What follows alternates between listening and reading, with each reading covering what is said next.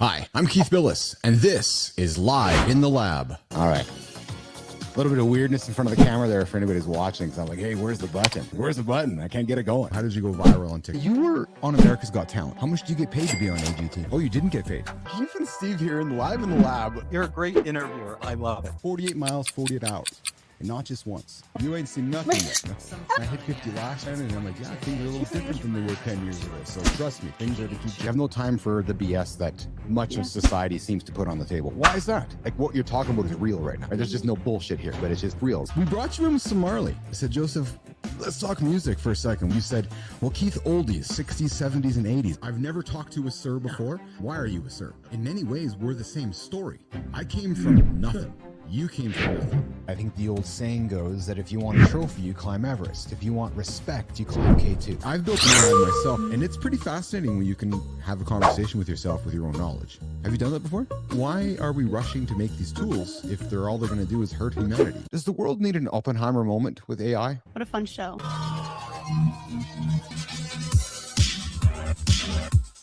Boom! What's going on, nation? Hey, we got the wrong screen up there. That's not the right one. Let's put that one on. The morning was earlier. I'm back. Yeah, I was here a few hours ago. Keith Bilous sitting here live in the lab on a Monday, noon Central Time, 1 o'clock Eastern Time. That's 10 o'clock Pacific. Holy smokeronies. I lost an hour of sleep last night, and I did a morning show today. Oh, fuck. I went for a run today, too. I hate running, but I did it. You know why? Because leaders, people that like to be held accountable, they run towards shit. They do. Yep. So today, Lindsey Epperly is joining us today live. And I forgot the hook. Oh, man, I'm just distracted. I did the morning show today. I forgot to give you guys a Lindsey Epperly joining me here today, live in the lab coming up. We only got an hour. Lindsay's got to rock and roll. She's got to go book some travel. She's got to go book travel. So here's what I'm wondering. Who successfully runs a travel agency in 2024? Because don't we all just like use Google search and Kayak and all these like these freaking internet tools? I know who does that. Lindsey Epperly. She does. One person, I think like 80 people now. They just fucking bringing people aboard. Yeah, book travel, book travel, book travel. I got to learn about that. You know, I'm like just the guy who likes to learn behind just the moment behind the moment and then behind the moment. A little bit of curiosity happening here in the lab. So Lindsay's joining us here in a couple of minutes. We're going to talk travel. We're going to talk about her podcast. Who made you the boss? Huh? Who made you the boss? Wasn't there a TV show with Tony Danza? What was it called? Who's the Boss? Now I'm dating myself. That was my birthday a couple weeks ago. Hey, happy birthday, Mom. Mom's birthday today. So everybody in Business Athlete Nation, let's all pause for a second. Happy birthday, Mom. Happy freaking birthday, my mom. Big old, do I tell my mom's age at this point in life? Let's put the music back on. All right, so Lindsey Epperly's coming up. If you missed the show this morning, I'm looking on the wrong camera. If you missed the show this morning, Nicole Bernard and myself kicked off Mornings in the Lab. Brand new morning show brought to you by the Business Athlete Performance Lab, the show that helps you be accountable. You know those mornings where you're like, fuck, I don't want to get out of bed. I don't want to go try to achieve my goal. I got an idea for you. You're going to know that Keith and Nicole are just like in the lab creating content to get you moving, to get you inspired. Kind of think of us like Peloton without the bike. Peloton without the treadmill. Content that gets you excited, content that moves you forward, content that helps you hold yourself accountable. Because I'll tell you something right now. We are here. We're here at 7 a.m. Central Time. I'm actually up at 5. But we're here 7 a.m. Central Time. So if you're rolling over thinking, I don't really want to do something, just, turn on the old YouTuber. Turn on the old X, LinkedIn, Twitch, Facebook, Instagram. Let's see, did I list all the stations? We're there. We're there for 2 hours, entertaining you, informing you. We're talking business content, athletic content, AI, adventure, performance, longevity, lifestyle, all of the pillars here in the lab. So I invite you, join us in the morning for great morning conversation. Because here's the thing, they're turning off all the radio stations across the world. So I'm thinking, what, just people stop listening to content? Do people not want to listen to morning shows and get to know their hosts and get close to them and kind of hang out with them? They do. Based on our viewership this morning, you do. So I'll see you tomorrow morning, 7 a.m. Mornings in the lab with myself and Nicole Bernard. All right, so I'm going to stop. Just going to stop. Going to bring in Lindsay. She's patiently waiting for us. She runs a podcast. We're going to turn the music down. She runs a podcast. She's probably watching going, what the hell have I got myself into? I'm like, yeah, she has no idea that I'm like, podcasts are fake. They're all fake. I'm telling you, they're recorded, they're massaged, they're edited, they're AI driven. Who sits in front of the microphone live? I do. The rest of you podcasters, I'll tell you, we're all shifting to YouTube. YouTube's taking over the world. Podcast is going the way of the old beta, the old VHS, the old cassette. Yeah. So I invite you out to figure out how to do this live shit. And if you need some help, come knock on my door. I'll help you. Lindsey Epperly, I'll help you. I'll help you do some live stuff. Why don't we just bring in Miss Epperly into the lab here and stop the monologue and invite her up into the chair? So I'm gonna turn my attention to that camera, which is this one right there, and we're gonna do this there and go, "What's up, Lindsey Epperly?" Hey, Keith, how's it going? Awesome. I've been up for like 12 hours already. I heard you lost one. Yes, I did the old morning show this morning. I lost an hour of sleep, and I'm like, all right, so I'm gonna do this noon show now. I feel like I've been going for 38 hours already. Amazing. Well, lucky for me, I've been up and did some research on Keith Bilous and what he brings to the table. So I wasn't too awful shocked sitting in the green room, right? I can imagine though, had I not. I've had few people sitting there going, oh my God. And I love it because I got all the control. I can throw people under the bus. I can have fun with them. I had a lawyer on the show. How is that? Oh my God. I'm going into the meeting. I'm going into the show thinking, I got a lawyer. It's going to be boring as hell. And then I meet him and I'm like, oh, this is going to be fun. So I put him in the little green room there. And Richard Gerhardt, Richard, I love you, man. He knows I do. We had an exceptional hour together. We took a boring conversation with a lawyer, Lindsay, and we had a lot of fun with it. Good. Yeah. Just like I was working out this morning. I don't know if you saw my old clip I threw on the old LinkedIn this morning, and I was doing my lift and I'm thinking I was quite intrigued by the fact, you heard me in the monologue, who the hell built a successful travel agency in 2024? Yeah, that's not 250 years old, right? Honest to God. Yeah. So I am correct, right? So I did a little bit of research. I'm thinking, okay, so she starts a one person, and we're going to get into the long story here in a few moments. I really want to get the audience to get to know you. But the hook here is Lindsey Epperly one day starts a travel agency with one person. And now she has 80 some odd people around the world. Yeah. Like, really? Yeah. Believe it. And growing. That to me, so that's what's exceptional about our audience, right? You're a creator, you're an entrepreneur, athlete, you're thinking, I want to get into business, and you're thinking, I don't want to get into a travel business. Clearly, there's still money and there's growth and there's opportunity in travel, according to Lindsey Epperly. There sure is. And it's fun. It's a really fun job. Yeah, I bet. So, Linz, where do you join us from today? All right. So I am in Atlanta, Georgia. The home of the former Winnipeg Jets. You know, when I was watching some of your stuff, I do realize you make a lot of sports reference. And I need to let you know, Keith, yes, I'm going to have zero to give you back on this. That's okay. I mean, I'll educate you. So you had a hockey team called the Atlanta Thrashers. Yeah. And a lot of people in Atlanta, Georgia at the time were like, man, we don't know if we want to watch hockey. So a few thousand people showed up every now and then. And, the owners were like, well, not enough people are showing up. So they left and they came to Winnipeg because we lost our team back in 97. So our owners were like, hey, we want to get that team. So they came back here back in 2011. So the Atlanta Thrashers, now the Winnipeg Jets. And I think Atlanta's back on the list to get maybe a team again. That'd be fun. I do enjoy going to hockey, but that's the extent of my knowledge. Nice. When's the last hockey game you were at? God, it's probably been 5 years at least. Probably 10. There you go. So Atlanta, Georgia, born, raised, and bred? No, I'm from a smaller town in Georgia, Columbus. Okay. Yeah. Awesome. So you are the CEO of Jet Set World Travel. You're the host of Who Made You the Boss podcast. Who Made You the Boss? Who Made You the Boss podcast. We're going to talk. Put the emphasis wherever you want it. It makes sense either way. We're going to talk live shows a little bit later, Linz. Yeah. Travel industry leader. I love that. I'm fascinated by this. And I know people like, really, Keith, like travel industry? No, but honest to God. Yeah. Google and the internet changed travel in the last 20 years. Yes. So, yeah, but in good ways. Yes. Yeah. And it evolved the travel agent industry in good ways as well. So I don't look at it as that should have made everyone extinct. It's people have been able to grow based off of relationship instead of based off of transaction, which is a really beautiful thing. So it's not just the job of transacting travel. It's a very human connection driven business. Then that must be my perception that's incorrect that I want to dig into, because that's the reason I booked you. Because I'm a curious soul. No, I'm honest. And I'm like, I read your story and I'm like, who creates a almost 100-person travel business in today's world? Yeah, that made the Inc. 5000 list last year. That made the Inc. 5000. It's actually like a legitimate business. You're awesome. Which still to myself is, some days I'm like, wow. You're a writer, you're a speaker, but most importantly, all those titles aside, Lindsey Epperly is a proud mama too. Proud mama too. Yes. That's awesome. Let's take a quick second. Who are the kids? So I've got Mila, who will be 4 this summer, and Margot, who is turning 1 this weekend. Whoa. Happy birthday, Margot. Thanks. Happy birthday to your mom. Thank you. That's awesome. Wow. 1 and 4. Yeah. So I'm in the thick of it. You are. Oh, yes, you are. So I have 3, 17, 14, and 8. I'm on the next stage, which is awesome. 1 and 4. Good for you. Good for you. Good for you. Good for you. Still managing to stay in this business. And actually, I'm sure we'll get into this too, but my husband is my business partner. So it's a family affair. Yeah. So I had Alana Sparrow on the show on Thursday, a high profile LinkedIn influencer. And she's in business with her husband as well. So it's fascinating to me that in the last week, I've had 2 people that are business partners of their husbands. And that just opens up a whole set of questions for me.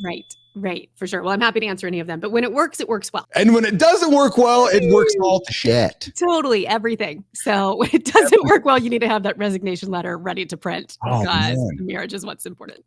Oh man. All right. So let's go to the beginning. So what moved? So I'm all about curiosity. Why did you get into the travel business?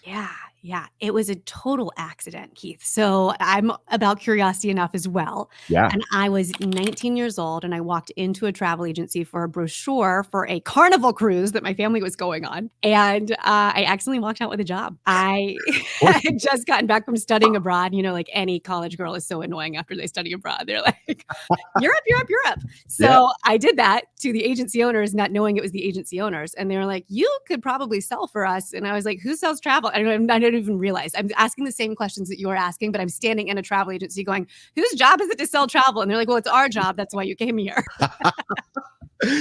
Isn't that true though? Yeah. I didn't believe it. And to imagine this being 19. And at that time, that was, 15 years ago, at that time, there were very few individuals of my age group or even the following couple of decades or so, because when the internet came around, it did nearly make travel agencies extinct. But those who managed to survive have evolved in a beautiful way. But then there was kind of a gap of individuals who thought, well, this is not a viable career path.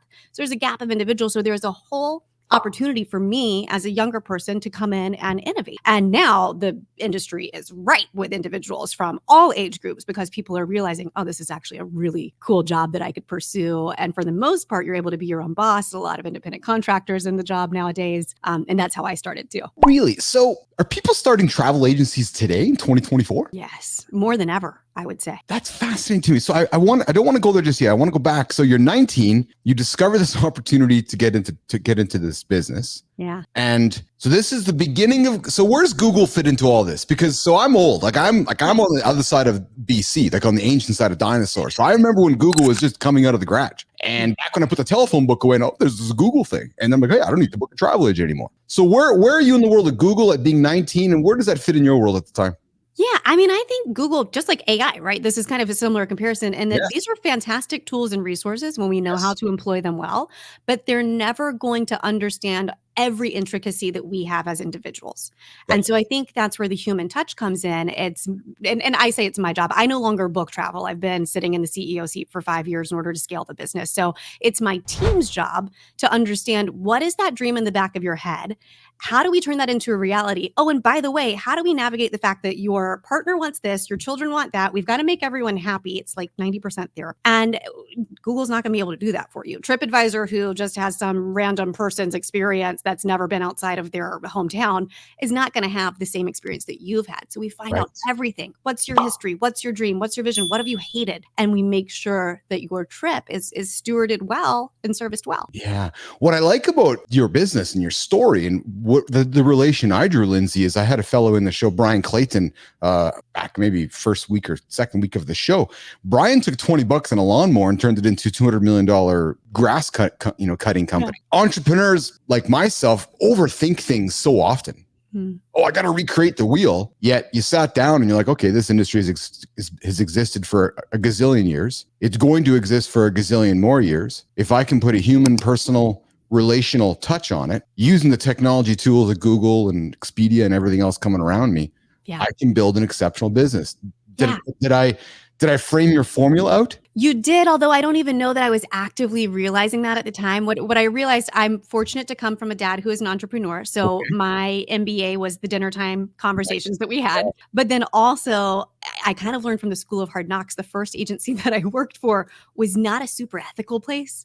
And so I was also kind of looking around and realizing, oh, well, no wonder people don't trust travel agents. Like they've got a good reason not to trust them if they are associating them with used car salesmen, because sometimes it's blurring the line. So what if we did a modern approach, but also we made it ethical? We made it to where the client is hiring the advisor instead of the advisor being just solely paid by the hotel or, like working on behalf of the supplier.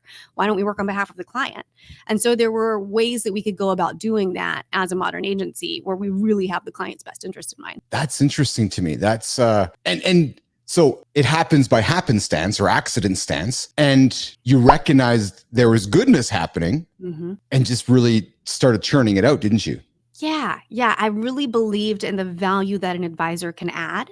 Yes. And that started as me as an individual. And then what started happening was other people who were kind of curious about the career would come to me and say, well, how have you built what you've built? And then I started realizing, oh, enough people are asking this question that I also would like to help other people get into the industry. There's no like clear-cut path to doing it. It's honestly, the unfortunate thing is because there's no barrier to entry, I could be like, Keith, congratulations, you're a travel agent today. Go forth and conquer. And you would require no credentials. So we really focus on ensuring people are highly trained, highly qualified. These are making a good reputation for travel advisors. So we built out a mentoring program, and that's since evolved into the actual business. Really? Yeah. Is it, when you look at your customers today, Lindsay, is there a certain demographic that is the larger? My perception, your demographic is my mom and dad. Interesting.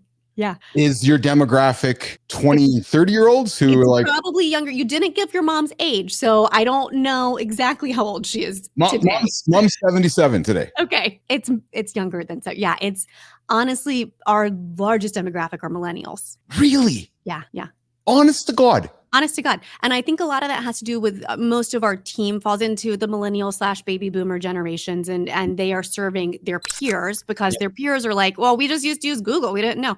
But one thing about millennials that I think is really fascinating is they are like, they love to know a guy, right? They love to like, oh, I know a guy for that. Like they love to pull out their phone and like outsource, right? Everything. So they outsource their travel planning too, which works well in our favor. So I'm reflecting on this. I went from the era where I had to talk to a travel agent or I had to get a brochure, and there was a lot of, what's the word I'm looking for? Friction involved. And then Expedia and Google's and those tools emerge. Yeah. And I'm excited. I'm like, okay, I don't have to go to my travel agent. I can do it myself. Yeah. But now what you're telling me is millennials who could do it themselves are going back to step one going, no, actually, I don't want to do it myself. I'd like to sit down with a human being and have them do it for me. Yeah. Well, and you think about what's at stake too, especially if we're talking about like the average American who is overworked and most likely only taking their vacation days once every few years. Right. I mean, that's precious time that you are not going to get back. And you're also taking your partner and your family members who, if you're the one planning it, you've got a lot on the line if you mess it up just because you went with whatever TripAdvisor suggested. Right. So I think when we think about the value of our time, and I do think that's what the generations who are currently in buying power and coming into buying power really get is that, oh, my time is a precious asset. And I think people who are older in their lives also understand that as well, right? Like that's something that you learn as you grow, that you cannot get that time back. It's extremely precious. And so when you have someone who's actually their sole responsibility is to make sure that that time is a good return on their investment, then you do want to use a professional. Yeah. And so I used a professional, and this could not be working out better. I have family now. I'm going to call him family. Tom in Kenya listening right now. So Tom's tuning in with Shaking Tom. The last agent I used was when I took my family to Kenya 2 years ago, 2 summers ago. And I'm a big fan of going off the beaten path and then recognizing that it's not far enough. Then I go a little further, then go further yet. I love going further off the beaten path than you can imagine. So we ended up in Kenya and ended up meeting with a number of wonderful people that I now call family. And Tom is there in Kenya. He's a safari. Takes us out and on safaris. He has us around. He's a guide. He's awesome. So Tom, meet Lindsay. Lindsay, meet Tom. And Lindsay, if you need an awesome guide in Kenya, you need to work with Tom. I can personally vouch for Tom. So this is really great that this is working out right now. But I bring that up because I would not have met Tom and his team and so forth had I probably not booked with a travel agent. So I guess I reflect upon that. But for the money I was spending on my trip to Kenya, I sure as hell wasn't doing it myself. Right. That's when you want to have an expert for sure, when it's a big momentous trip. But then there are a lot of people who say, no, I don't want to waste a single minute of my time, even if it's a work trip that I'm going to go stay and, I want to make sure that someone has vetted the experience. Yeah. Lindsay, you brought up work trip. Is it what's the percentage of your business related to business travel compared to personal travel? Yeah. So great question. So my agency specializes 100% in leisure travel. So it's all personal travel, unless it's this new concept called Bleisure, which is business and leisure. So a lot of times people will be going on a work trip and saying, well, if I'm going to be in Europe, I'm going to bring my family, I'm going to stay for another week. So that's when we get into the blurred line that is the agency will handle the leisure accommodations. If you're just going for business, there are corporate travel agencies that do that really well, but we do 4 and 5-star vacations. They actually call it Bleisure? Yeah. No kidding. Kind of not a pretty word, is it? I feel like they could come up with a better word, but that's what it's called. So we have this tendency in the world, in society, to take words and mash them together and create new ones when it seems appropriate. I'm not sure if I like Bleisure. Yeah, we can work on it, Keith, and we can rebrand Bleisure if you would like. I would like that, actually. I think that might be a good thing for society to rebrand. It's funny. I was commenting on this personal tool I used this morning to manage my LinkedIn at Taplio. Hate the name. Sorry, guys at Taplio. I love your product. Hate the name. Sorry. Just got to offer my opinion. It's what I get paid to do. I get paid for nothing, but so Linz, let's keep this chat. So who runs the show? You or the husband? Great question. Oh, Keith, right to the heart of it. Yeah. I will tell you. So I sit as the CEO. So I cast the vision. A lot of my job is doing conversations like this, making sure we're getting the word out about Jet Set. Yeah. Jeremy runs the day-to-day, and he is phenomenal at it. We are as opposite, like right-brained and left-brained as they come. And the thing we got wrong for the first couple of years of working together is that all was kind of enmeshed and we were stepping in each other's lanes. And now when you ask who runs the show, it depends on what part of the show we're talking about, right? Like we each have lanes that we do really, really well in order to see the most success out of this company. I like that you've identified those lanes. We're talking to a business audience here, and my last business, I had a business partner, and I wasn't married to him like you're married to your husband. However, it was very much a very close business relationship. And for the first little while, we too were doing this. And it wasn't until we had this come to Jesus moment, which is, okay, you do that, I'll do this. I will trust the hell out of you. You trust the hell out of me. I got your back, you got my back, let's go. Yes. And once we had that realization, and I'm suspecting you and Jeremy had the same moment, magic happens, doesn't it, Lindsay? It does. It took a world pandemic absolutely leveling us for us to have that conversation. But sometimes success covers up a lot of flaws, right? So when you're just on an upward trajectory and things are going well, you kind of like out-earn your stupid. Yeah. And then when something happens to pull the rug out from under you, you realize, oh my God, we have got to fix the cracks in this foundation. And that was one of the major cracks for us that I am so thankful. Yes, we had several come to Jesuses around it too. But if I may, even more of a come to Jesus when it's your own personal relationship too, because there's a lot of layers to that discussion. I'm sure it's not just because it's 24/7. Jeremy and Lindsay, and it's okay. So when does husband start? When does wife start? And then when does mom start? And when does Jeremy and Lindsay start? And when does CEO start? And when does COO start? You're spot on, Keith. Honestly, one of the biggest realizations that we had was like work Lindsay and work Jeremy don't love each other in the same way that home Lindsay and home Jeremy do. You realize you're a different person at work. Oh, that is interesting. Yeah. And a lot of it comes down to the respect that you're giving each other. And so some of this too was I had built the company. Jeremy came into it. He left his job in finance. So then there's this extra demographic, right? I'm not demographic, this extra layer of complication of, well, this is my baby and I never really wanted a partner. But he's coming in with these ideas, and even if some of them are good, this is my show, And so there was this level that I had to get over as well of if I can put my ego aside enough to accept the really great talent that he brings to the table, well, then we can put some systems and processes in place, which are not my forte. And when we allow that to happen, then I get to do more of what I am great at. So like it all worked out, but learning to kind of accept that help and give that respect was a big learning curve for this independent only child. Good. Oh, yeah. Let's unravel that. Therapying? Is that what we're doing here? Let's unravel that thread, right? So independent only child starts her own business one day, and I don't know if it's, hey, Jeremy, do you want to come work with me? Or if Jeremy was in a position where he was like, he needed to come work with me. How did you, was it, hey, Jeremy, you need to come work here? No, it's so interesting, Keith. We were engaged, so great timing. And I had a key employee decide to pursue another opportunity. And I was like, what am I going to do? And Jeremy was like, what if I applied for the job? And I was like, absolutely not. No, we're engaged. That's going to ruin our relationship. Yeah. But the more we talked about it, and maybe you talked a little bit with the woman who specializes in LinkedIn about this too, the reason that you would pursue this as a couple is because of the freedom and flexibility it can give your family and your lifestyle. And so the more we talked about it, the more we were like, if we can get this right, it actually could be a home run. But there's a lot at stake if we get it wrong. So it was and he walked away from a very nice job that offered him a number that we told ourselves we would never tell our parents that he walked away from, to decide to pursue this together.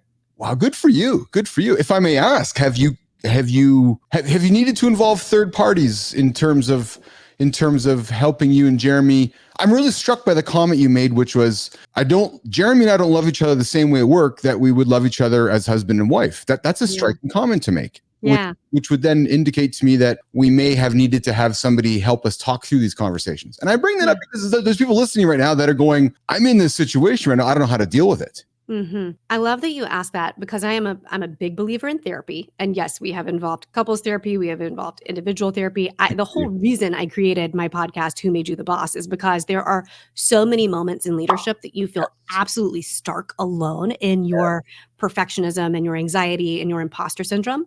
And then you start involving your other half, who's also feeling all of those things for the first time in their life because it was his first venture into entrepreneurship, So yes, I think it is pivotal to involve a third party, probably some sort of marriage counselor or similar, or your own individual therapist separately, because there's a lot that comes out during that, unless you were just already the most well-adjusted human on the planet, which we were not. Yeah. Well, and as we know, so as we both know, having spouses and children and I, and so forth, I've been on a couple journeys in life. I've been through a divorce and I'm in my second path in life. Mm-hmm. Relationships take work. Adding a level of business on top of that does not, and travel is a 24/7 business. Oh my God. Yes. The sun never sets on, we have clients on, most of the time, all continents, but at least 6 out of 7 any given day. Yeah. But I like that you said, if we can figure this out, this can be magic, because that really is, it becomes a lifestyle experience that the children can see. They can see mom and dad. There's a lot of learning comes out of it too, doesn't there? Yes. Yeah. I totally agree. We want to model that for our kids. Yeah. One of our core foundational values is the value of choice. And so to show them that you can choose whatever path, direction, lifestyle that you can imagine. And so they're seeing us modeling that. They are seeing, and they're seeing so many ways the modeling of it. Mm-hmm. Mom and dad, business partners, 2 daughters? 2 daughters. Yeah. 2 daughters. Yeah. So 2 daughters there's a lot of layers going on here. Yeah. Yeah, there are. And I appreciate you bringing all of that up, because I think most of your listeners can probably resonate with the fact that when you are intentional about the way you're crafting your business, you are also likely intentional about the way you're crafting your family and your personal life. Like, these are why we have these conversations, so that we can make sure that we don't wake up in 5 years and realize, oh, we didn't do that with any intention. And so what did we gain from it? I love the word intention. My listeners will hear me often speak about it. I love it, but I'm equally afraid of it. And I would say that it's because when you use the word intention, you have to follow through. And when you practice intention, you must follow through. So when I say afraid of it, it's afraid in a way of, it creates awareness. Yeah. Because when you're intentional, you can't fake it. Totally. Or else you're a hypocrite. But don't you feel like, I feel like that's one of my favorite things about entrepreneurship, is that, especially being kind of that more CEO vision caster individual, that I can think of something and then you realize that you're there in a few months or a few years, or whenever you hit that goal. I think that is the coolest thing, that you have a certain amount of ability to set your intention and cast a destiny, not just for yourself, but for now an entire living, breathing organization with individuals who are following that mission. I mean, I think that is such a cool opportunity. Yeah, I feel the same way. I love seeing something in my head and then and then intentionally bringing it to life. Yeah.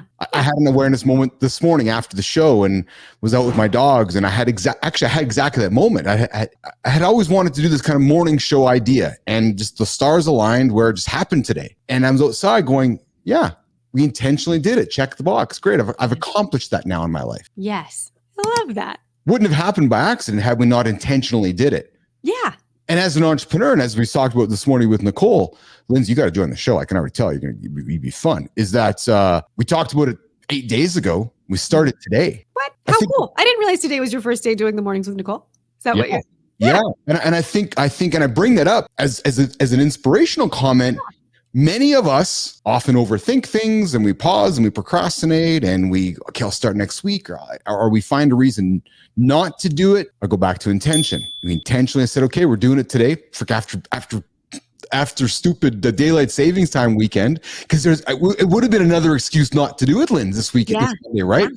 That's fair. We just did it. And it was kind of a train wreck, but it was fun. And we're going to do it again tomorrow. And we're going to do it again the next day. And I'll tell you right now, just like your business, we are intentionally going to get 1% better every single day. Yes. And I think that's where, if you aren't intentional about paying attention to the signs that your kind of like body and brain start producing when you're doing something like that, that's new and scary and vulnerable, you can get into a position where imposter syndrome will just take over, right? Where you're like, I don't know how to do this. Or you to your point, you find all the reasons to talk yourself out of it. Mm-hmm. And what I've come to realize with this business, that yes, if it is healthy and it is growing, then it's a little bit of a larger business every single day than I've ever ran before. So it's really easy to succumb to that, like, well, who made you the boss, right? Who put you in charge here? What are you doing this? And I think we all have those questions oftentimes of ourselves, but we don't realize like everyone else has those same questions too. And it's okay to talk about it. Yeah, it is. It absolutely is okay to talk about it. Lindsay, you've said this word a couple times today so far. You've talked about imposter syndrome. You've dropped it twice in our conversation. You dropped it within the first 12 minutes, and you've dropped it again here 34 minutes in. Is this something you yourself have been in your world or been in your life? And is this been something you have battled? Yes. Yeah. Thanks for noticing that. I talk a lot about it. I think I probably just live in that lane right now, right? Because a lot of the content I create around it, a lot of the conversations I'm having with fellow leaders is about imposter syndrome, because I think it's a very real existence. And I'm actually curious now, getting to talk to a male about it. I know how it manifests in females. Like, I know that this oftentimes is a result of our need to control the narrative, or our need to be a perfectionist, or, like the imposter syndrome is there to say, well, it's not going to be perfect if you do it for the first time because you've never done it before. So you probably shouldn't do it. Like, that's what it looks like in a woman. And I have felt that time and time again, not just in business, but in life. Have you felt that at all, or does that look differently in men? Oh, you're looking at an imposter. But man, I'm a fake all around. I'm joking. Yeah. I can 1 gazillion% relate to what you're saying. Mm-hmm. It has taken Live in the Lab, and it has taken the Business Athlete Performance Lab. It's taken what I have been creating over the last 6 months to erase the last 20 years of my life. And not erase it, wrong choice of words, to help me understand that I'm good at what I do. I'm more than what I was. I'm more than just what that was. And I'm good at this. Yeah. I'm an entertainer. I'm a conversationalist. I host talk shows. I am, people don't typically say that. Yeah. And I've struggled to come to terms with that. Yeah. You know what I wonder, something that I'm like kind of hyper obsessed with, is this idea that in our culture, we so often link our success with our self-worth. Yes. And you created a beautiful business that you sold. And sometimes I think that like doing well your first time around like that, and I don't know if it was your first time around, but like I know that you did create and sell a great business. I know that my first time around, I created a beautiful business that I'm very proud of. Yes. And sometimes when all we know is that upward trajectory, we just really blur the lines between success and self-worth. And so I know what you mean by creating something new, because you're starting to get in your head of like, but I've created the best thing that I'm capable of before, right? Like there's just this level of, no, you are more than your creation. Well, I'm driven by the fact that I just don't want to be Corey Feldman, or I don't want to be Joey Fatone. Like I don't want to be a one-hit wonder. Like that's what drives me. Yeah. And it's taken me a lot of conversations with a lot of interesting, exceptionally smart human beings, just like I'm doing with you right now, to remind me that no, I'm more than just what I was. Yeah. Yeah. And it's taking this microphone, this camera, this therapy for me to recognize that, okay, that I have other skills and that I'm not just an imposter at this. And the You're quite good. The problem for me, Lindsay, is that yesterday happened really fast and perhaps atypical to an entrepreneurial experience, right? We grew a business, we found an opportunity, and it exploded. Yeah. Right. Where this trajectory is probably a little more natural to how a business would grow. Yeah. A bit of the long game. Yes. Which for a creative is really infuriating. When all you want to do is create new, at least that's my experience. I'm constantly like, here's a new idea here. Like I come up with 30 before noon, and Jeremy, thankfully, is the one that's going, he's learned to keep his mouth shut at the beginning of those ideas, right? He's like, okay. And he goes, if I hear the idea again, then I know it's worth talking about. But everything else is just a constant churn for me to try to create. Oh, so you have the same problem. Holy fuck, Lindsay. There's a squirrel over there. Yes. Let's talk about that shiny object syndrome. Yes. I had John Brink on my show last week, 83-year-old bodybuilder, exceptionally awesome. Won the Arnold Classic, came to Canada after surviving Holocaust, and he's like, I want to start at the bottom, start a lumber mill. So he has 12 companies now, and he looks like he's got 20 years on me. But my point is, he's got ADHD, and he talks about that being his superpower. Yeah. And we joke, oh, there's that fucking squirrel, man, that squirrel. Keith, did I lose you? So I'm back. So you made it. This is a first for Business Athlete Nation. Yes, Tom. Things happen. You lost Keith, but he's back. Yeah. So the internet crashed. So listen. We only got a few minutes left here because we got a hard stop here in a few minutes. So I want to get into the business and making sure that we can promote the business here. But Nation, we lost the internet. Well, we got it back up. I think the squirrel Lindsay ate the cord. That's what we decided. You were just talking about, you had just seen it, the shiny object syndrome, the squirrel, and then that's what did it. Can I tell you something I learned from this experience? Tell me. So back when I was running ICUC and we had clients who we had to always be managing their social media 24/7, it was not uncommon, Lindsey Epperly, to have 2 or 3 internet accounts at my house. Yeah. So that if one went down, I had redundancy. Yes. So I think old Uncle Keith's making a phone call today. Gonna say, I hardwire. Well, so do I. I have hardwire. That actually did. Oh no, that happened that way. Yeah. So, but I'm thinking that I just went over here and unplugged the router, and I'm kind of proud that I didn't panic. Usually, I'm like all frustrated and swearing, but I said to myself, no point in panicking. Lindsay's over there. We're going to be, it's going to get fixed. So we're having a great conversation. We can keep having a great conversation. There you go. Small technical blip. Absolutely. So we're back. Listen, Jet Set Travel. So what this means, you're going to have to come back for part 2 because we only have an hour today. So you have to come back for part 2. Yes. I want to keep digging into the travel business, and I want to keep digging into Lindsay and Jeremy's. So audience that is just tuning in, Lindsay runs Jet Set Travel with her husband, Jeremy. So it's a 247 adventure. Yes. And her couple daughters, a big life. Fun stuff. Active decision for a big life. How does the audience find you, Lindsay? Please connect with me. I love meeting people. I'm on Instagram most frequently at Lindsey Epperly. And then a lot of the conversation topics we've talked about here today. And I want to hear your take on podcasts because you had pretty, strong opinions. Yeah. I've got my podcast, Who Made You the Boss, which is active conversations with fellow leaders, workaholics that are recovering from imposter syndrome, burnout, perfectionism, on the little workplace gremlins that we let get in our head. Tell me about the podcast. I as much as I joke about it, I'm new to this whole game. Teach me. Tell me, what have you learned? Where have you had success? What has not worked for you? Give me some.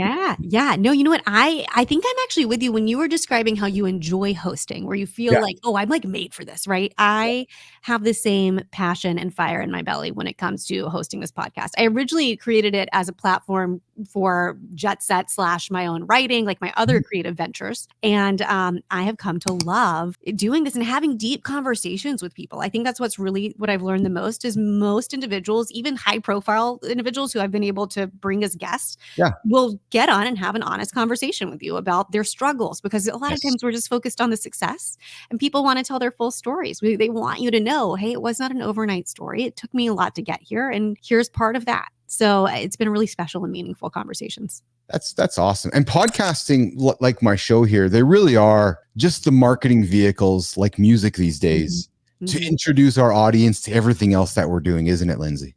Yeah, I think so. And that's why it's so important, like you've done, to carve out a specific niche and to understand, if I like what Keith's doing here, I'm going to like what Keith's doing on Instagram, LinkedIn, whatever else he's producing in the world as well. Yeah, that whole personal brand concept, right? Yeah. So where do they find the podcast? They can find it on any major podcast platform called Who Made You the Boss. Who made you and how often do you drop? I do weekly, but I also do seasonally. So right now we are in between seasons, but when we come back in May, we will have every week going. And are you consistent with your weeks? And be honest, like, are there some weeks you miss or? Yes, because Keith, I spent about a year prepping beforehand with making sure that we built up content and that I have a team that's working on it, because I know myself, just like our shiny object syndrome, our squirrel friend, right? If I would have just been doing it by myself and I hadn't done the prep work ahead of time, then this would have been a fun project that would have lasted for 10 episodes and I would have been out the door. But because I've made it sustainable and it's now on a weekly schedule and we have phenomenal partnerships through the travel agency, we're able to actually bring it to life on a consistent basis. That's spectacular. Yeah. I made the decision. I asked you that question about consistency, Lindsay, because that seems to be the most difficult thing for, well, most humans, frankly, showing up at the gym daily or building their personal brand daily or getting as a social or just doing something every single day, and the power of showing up every single day. I did this show at noon every single day to hold myself accountable. Yes. Because I said to myself, I'm alive, I'm awake at noon anyways. I'm going to schedule a meeting every single day at noon in front of a public microphone and tell the world I'm going to be there. So I have to show up. Yeah. And now you're doing it in the mornings too. And now I'm doing it in the mornings too. But but the power of showing up though, and the message that it delivers to those around you, right, Linz? Yes. Yeah, I totally agree. And it's, if you love it, it's something that you can keep in your calendar consistently versus, oh my God, that's a chore because I'm behind on it or whatever. Like I have really come to appreciate doing the things that we excel at, right? And like really putting our focus and our energy toward what we're actually crafted to do as individuals. That's it. All right. So we got the podcast, and then where can people book travel? Yes. With Lindsay and Jeremy. Yes. Well, you can check out jetsetworldtravel.com, and on there we have a request a trip form, and that is the absolute best way to get started because that's going to ask you a few questions to pull out what is it that I'm dreaming in the back of my head, and then we can match you to the right advisor to bring it to life. Awesome. So the jetsettravel.com. Jetsetworldtravel.com. Jetsetworldtravel.com. Awesome. All right, cool. Lindsay, I'm going to say goodbye. Thank you for being here in the lab. I'm going to ask you to hang out in the green room while I say goodbye to the audience, and then I'm going to come back and walk you out. You got it. Thanks, Keith. Awesome. Hang tight here 1 second. There we go there. I'm going to throw a couple tunes on to say goodbye. Guys, listen. Sorry we had the old internet challenge. It interrupted the conversation, but listen, sometimes shit happens. And that's why I like the fact that we're live, because we figure it out, right? And we learn from it and we teach others what happens. Things happen, you figure it out. It's all real.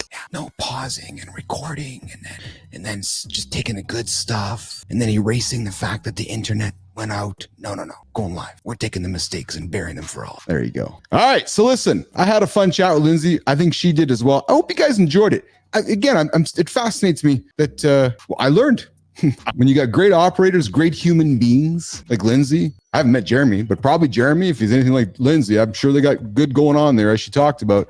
Good business people like Lindsay and Jeremy running a travel agency in 2024. It's exciting to see. Just doing this. If you want to get into business without reinventing the wheel, maybe there's something to consider. I'm going to get out of here. I'm going to go walk Lindsay out of the lab. You know where to find me. You'll find me and Nicole here tomorrow morning, 7 a.m. Central Time. Mornings in the lab. Great conversation, laughter, cup of coffee, and some content to help you get on with your day. We'll see you guys tomorrow. Thanks, Tom. Thanks for jumping in. We'll see you guys tomorrow. I'm going to get out of here and go walk Lindsay out the door.